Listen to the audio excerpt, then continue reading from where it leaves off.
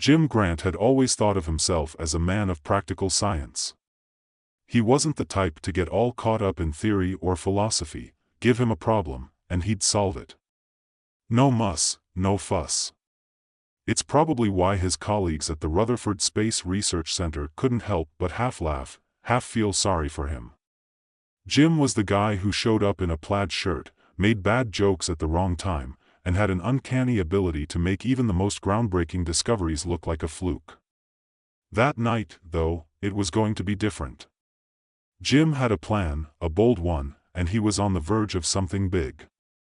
He wasn't going to stay in the shadow of his more polished colleagues, those pristine researchers with their impeccable credentials and flawless presentations. No, Jim was going to make history. All it took was a little tweaking. He was supposed to be running simulations of gravitational waves in a high-tech lab built to look like it belonged on Mars. But Jim had other ideas. The truth was, he didn't care much for simulations. What he wanted was to touch the thing itself, the very essence of a black hole. What he needed was a particle, a miniature black hole, one that could fit inside a device the size of a coffee cup. If he could study it in real time, just for a moment, then maybe, just maybe, he could unlock the secrets of the universe. There was, of course, the small issue that no one else in the lab was aware of Jim's little experiment. They'd all gone home for the night, leaving him alone with the equipment and a pot of stale coffee.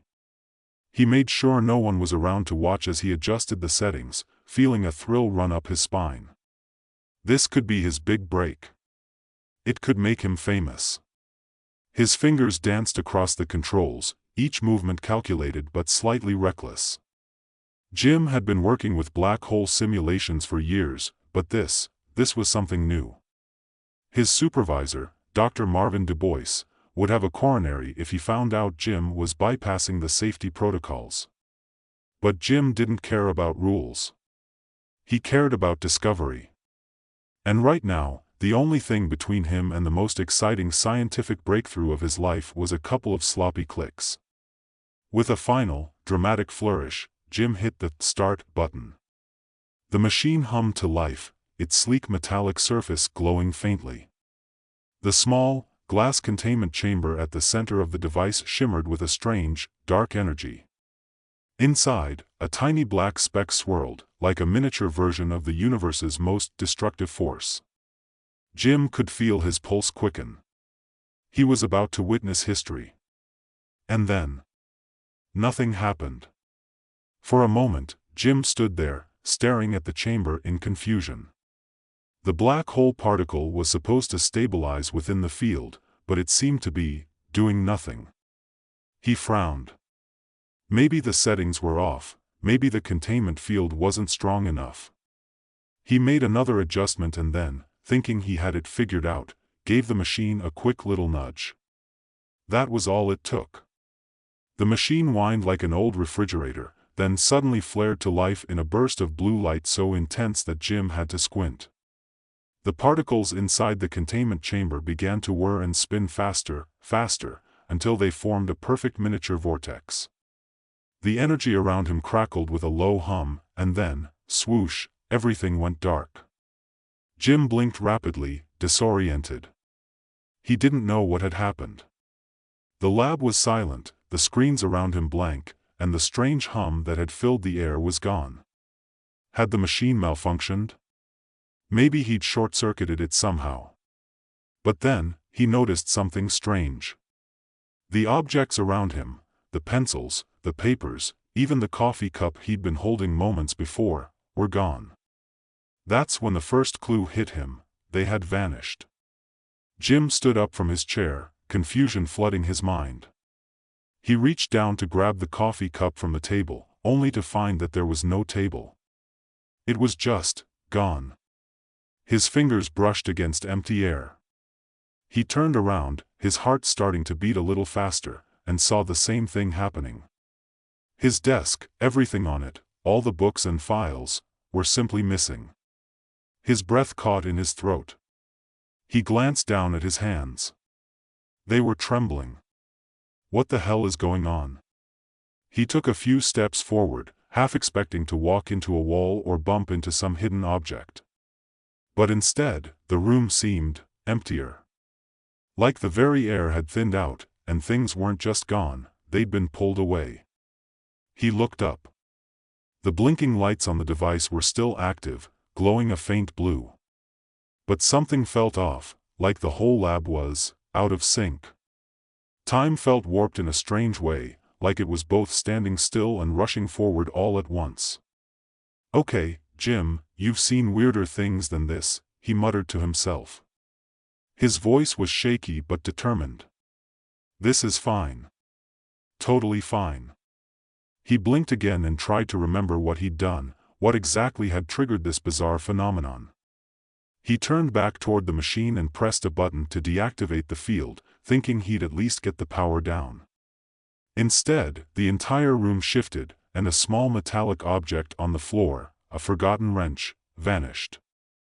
It was like watching something sink into water, only it wasn't liquid, it was nothingness.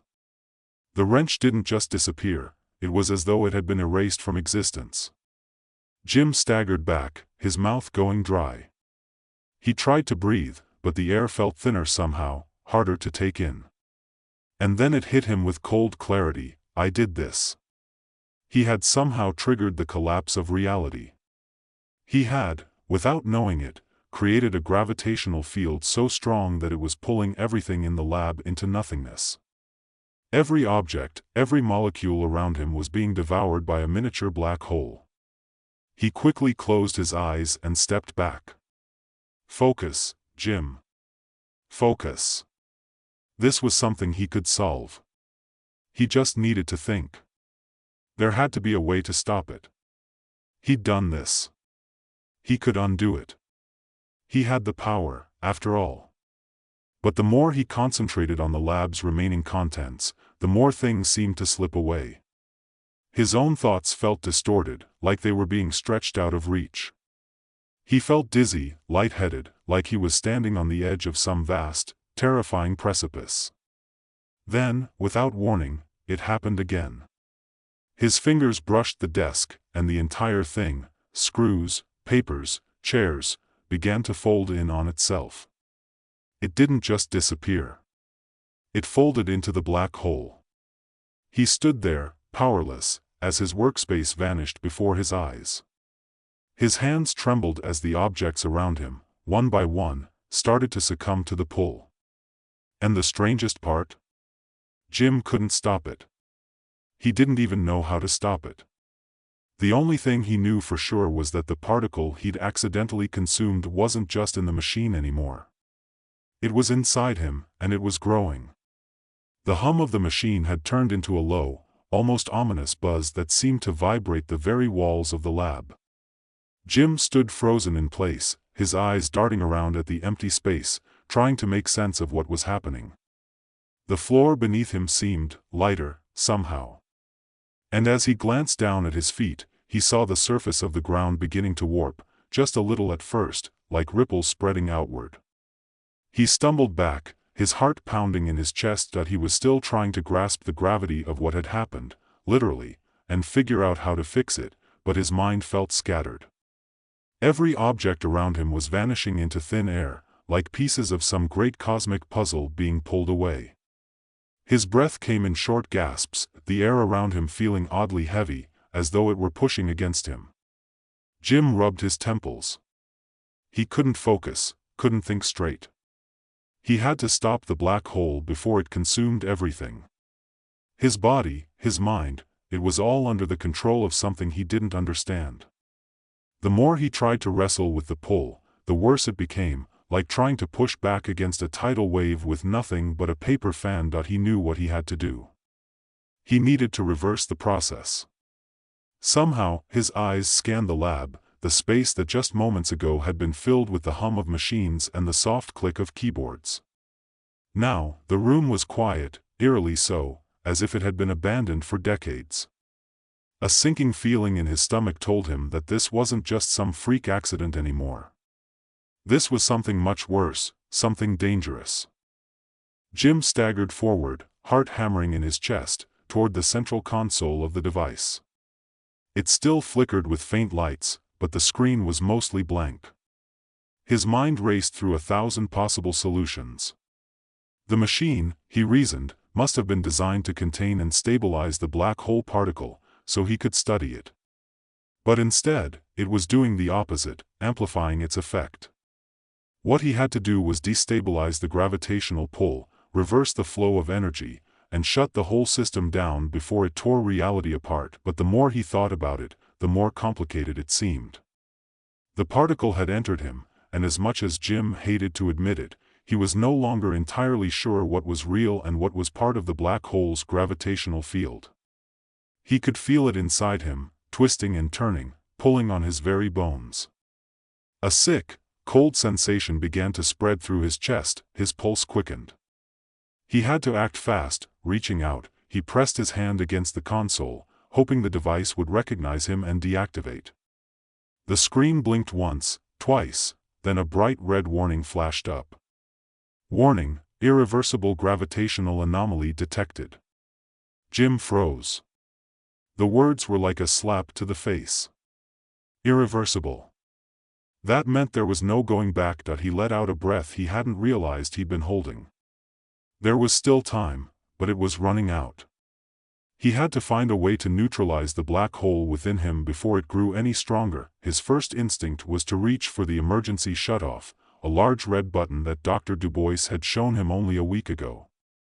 But even as his fingers hovered over the button, something stopped him. A feeling, like an electric pulse, tingled across his skin. He realized that the energy from the black hole wasn't just a force, it was inside him, connected to his every thought, every movement. He couldn't just press a button and hope everything would be okay. He had to control it. But control. How? Jim's thoughts were scattered, racing in every direction. He stumbled backward, away from the console, his hands shaking violently. His breath was coming in short, jagged gasps. He felt dizzy, no, lightheaded, as though the air itself was thinning around him, making it harder to breathe. His vision swam. Every movement, every step seemed to be slowed by some invisible force, and when he looked up at the walls, he saw them rippling as though they were made of water. The edges of the room blurred, and the floor beneath him felt less solid. Jim's gut clenched.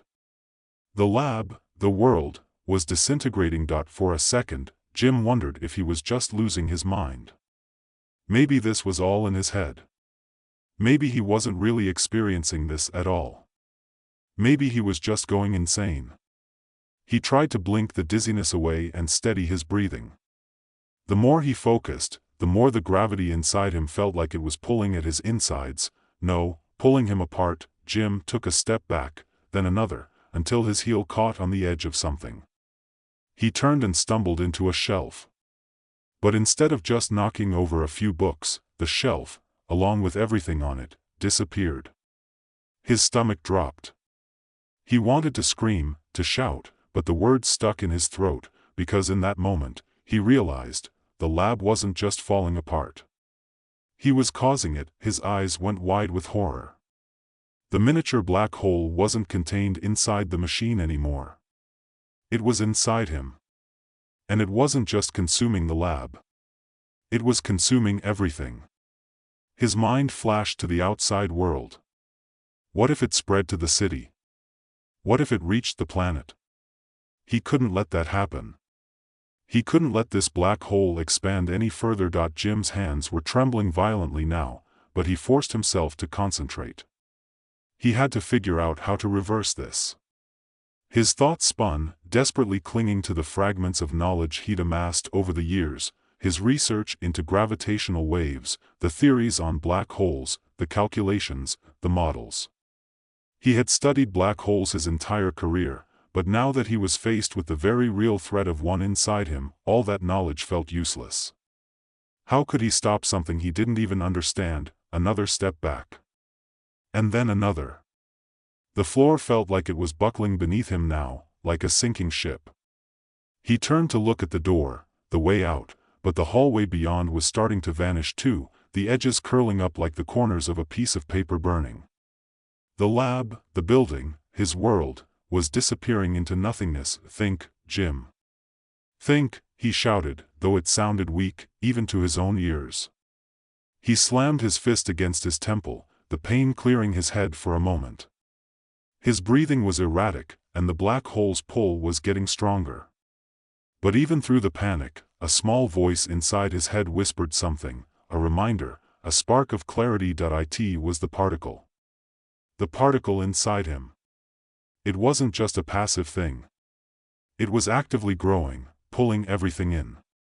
He had to stop it from expanding. He had to reverse the flow of energy. The machine, the device, it had been designed to harness the power of a black hole. It had been created to contain it. But what if Jim could turn that containment field around? What if he could channel the force that was inside him, not to amplify it, but to push it back? A plan formed in his mind, a crazy, reckless plan, but it was the only option left. Jim took a deep breath. He wasn't sure how long he had, but he couldn't wait any longer. He couldn't afford to. With one final, shaky step, Jim moved back toward the center of the room. His mind locked onto the console, on the rapidly blinking lights, on the unstable field that was expanding inside him. He focused. He focused, and then he reached deep within, not just to control the machine, but to control himself. And then, the impossible happened. Jim's heart thudded in his chest as he locked his gaze on the console. The warning lights blinked erratically, flashing in sync with the racing beat of his pulse. He had no time to think, no time to second-guess himself. His mind was too overwhelmed by the swirling black hole inside him, its energy crawling under his skin like a living thing, pushing him toward the edge of something irreversible. If he didn't act now, if he didn't do something drastic, this would all be over. The world would be over. His breathing was shallow, each inhale a struggle against the pull of the black hole's gravity. The air in the room was thick, oppressive, as if the space itself was collapsing under the weight of what he had unleashed. He closed his eyes for a moment, trying to focus, trying to push the chaos of the lab, and the growing void inside him, into the background. It was almost like trying to hold onto a thread while falling into an abyss. He knew what he had to do. The answer wasn't in the machine itself, it wasn't in the containment field or the scientific protocols that had failed him. No. The answer was within him. He had to reverse the flow of energy inside his own body. He had to find a way to redirect the gravitational force that had fused with his cells, to stop the black hole from expanding inside him. But how? How could he control something that was literally devouring his existence? Jim didn't have the luxury of time to think through every possible solution. The walls of the lab were starting to warp, the edges of reality bending and stretching like the surface of water disturbed by a stone. Objects, bits of paper, the corner of his desk, were disappearing, as though the lab itself was being unraveled by an invisible hand. He pushed his fear aside. He couldn't afford to hesitate any longer. His fingers twitched, reaching for the console, but it was a faint, futile gesture. His body felt heavy, weighed down by something far greater than just the black hole inside him. It was as if the very fabric of space was twisting around him, pulling him toward the center of an event horizon that was rapidly growing larger. Every thought, every action was distorted by the gravitational pull that seemed to press against his brain, urging him to make a choice, any choice, and then it clicked. He'd studied black holes for years. He knew the theory, the equations, the models. He knew that a singularity wasn't just an endpoint, it was a transition point. A boundary between what could be seen and what could not. If he could create a force within himself to counteract the gravitational pull, if he could focus his mind on collapsing the black hole from the inside, maybe, just maybe, he could reverse the process. It wasn't going to be easy. He could feel the black hole inside him swelling, pushing at the walls of his body, as if it were going to burst out. The energy in his limbs felt off, uncoordinated. He could barely move his hands, but he forced himself forward. His mind sharpened, focusing on the center of the storm inside him. He reached out, his fingertips brushing against the console once more. He felt it again, the pulse of power thrumming beneath his skin, the black hole reacting to his touch. This wasn't just physics anymore. It was something alive. Something that fed on his thoughts, his intentions, twisting them into nothingness. But Jim wasn't going to let that happen. He wasn't going to let it take everything. He had to fight it. He could fight it. He focused every ounce of willpower into that single thought: reverse it. Reverse the collapse. Push it back. The sensation inside him was maddening. The black hole fought back, trying to swallow him whole, but Jim pushed harder. His hands began to shake violently, but he didn't let go.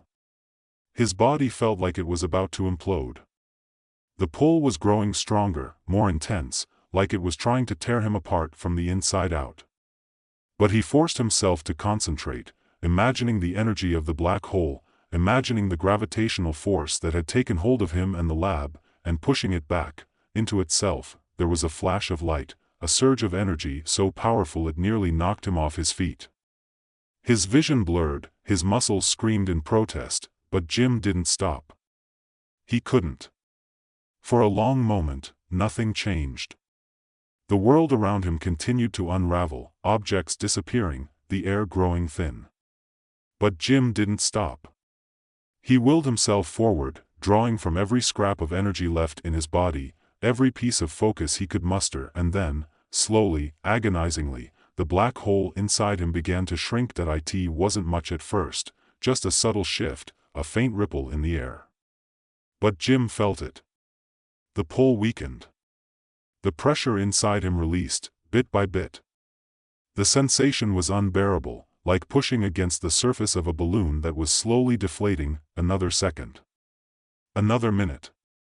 Time seemed to stretch, warp, as if reality itself was holding its breath. Jim's body trembled, but his focus never wavered. He could feel it now, the black hole shrinking, contracting, collapsing back into itself, as though it had never existed. The lab flickered. The walls stopped warping. The oppressive air began to feel normal again. Jim took a gasping breath, his head swimming with relief. He felt the gravitational force around him, inside him, finally give way. And then, with one final, explosive rush of energy, the black hole inside him disappeared. Jim fell to his knees, his body trembling from exhaustion. His breathing was erratic, shallow. Sweat soaked through his clothes, but the air around him finally felt stable again. The room was still there, the lab intact. For the first time in what felt like hours, Jim took a deep, steadying breath. He was still alive, but that didn't mean he was out of the woods. Not yet. The lab was still intact, but he couldn't afford to let his guard down. The black hole may have been contained for now, but Jim wasn't naive enough to think it wouldn't come back. It was still inside him, perhaps dormant, perhaps waiting for a chance to reclaim what it had lost. He had to be careful. He had to figure out how to contain it permanently before it destroyed everything. His thoughts raced. There was so much he needed to understand, so much he needed to do to fix this. But for now, he was just grateful for the fact that the world had not been obliterated in the blink of an eye. That, at least, was something. Jim stumbled to his feet, the dizziness slowly fading, replaced by a sense of quiet resolve. He wasn't out of danger yet. He still had the black hole inside him. But for the first time in what felt like an eternity, he wasn't helpless. He had taken control. And he would figure out how to make sure this never happened again. The thought of facing Dr. Du Bois, and the rest of the scientific community, suddenly seemed trivial. No, this was bigger than anything he'd ever imagined. This was his responsibility now. Jim wasn't just dealing with a scientific anomaly anymore. He was dealing with a power that had the potential to unravel everything. The universe had shown him its most terrifying side, and now it was Jim's turn to tame it. He glanced around the lab one last time, his heart still racing. His fingers tingled as he touched his chest, where the black hole had been. It wasn't gone forever. He knew that. But maybe, just maybe, he had found the key to controlling it. The world, for now, was safe. But Jim knew this was only the beginning.